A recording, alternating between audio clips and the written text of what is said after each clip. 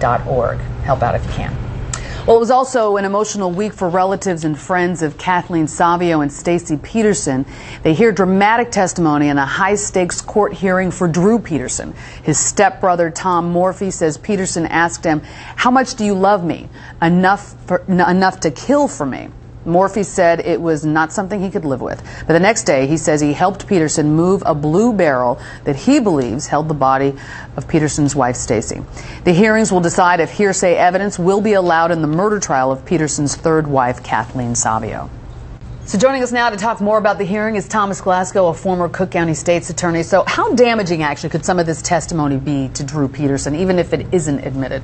The testimony itself could be extremely damaging to the defense case because it points the finger right at him, and he doesn't have a way to counter it. There's no way for him to cross-examine these witnesses, the statements that were made that directly implicate him into a murder or murders that he may have committed. And people who potentially could be jurors are out there hearing some of this stuff, and that obviously could influence some of them, maybe. That's correct. We don't live in a vacuum anymore. Right. I mean, you've got Google, you've got the internet. The jury pool is out there, and even with the judge's order saying that they're not to listen to these things, you're inundated with high-profile cases and the news coverage that surrounds them. Sure, absolutely. Now, the prosecution has put on, or it plans to put on, about 60 witnesses in this hearing. I mean, obviously, I don't think all of them may make it, but are they just throwing as much as they can out there and hoping something sticks? They're trying to get as much information out to the judge as possible so that Judge White can then process what is and is not admissible. And remember, not only do they have to prove that the person was not available and that the person was murdered, but that it's reasonable and reliable. And some of these things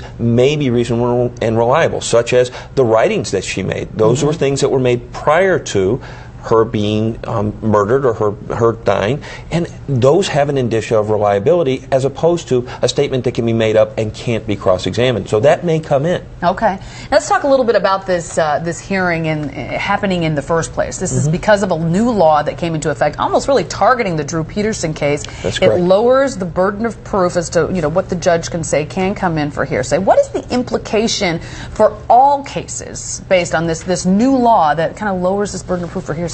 Well, in Illinois, we don't have the best track record for getting murder cases right. We've had a lot of exonerations, and now you're lowering the standard of proof for a hearsay issue. Now, there is a doctrine that if you do wrong, then you forfeit your right to have the confrontation clause. And that's what this is premised on. However, the amount of evidence that is coming in on a standard that is lower, preponderance of the evidence, as opposed to beyond a reasonable doubt, is the test for that to come in, and then it goes into the trial for beyond a reasonable doubt. You've now got very damaging evidence that cannot be cross-examined by the defense counsel and cannot be questioned as to who, what, where, why, how.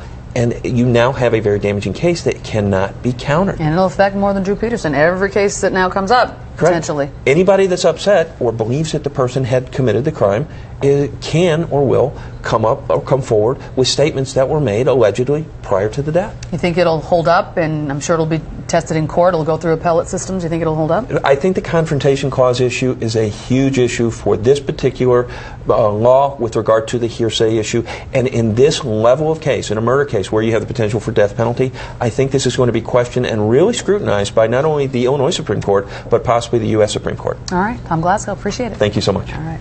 Coming up, if you liked Cash for Clunkers, you're going to love Cash for Appliances.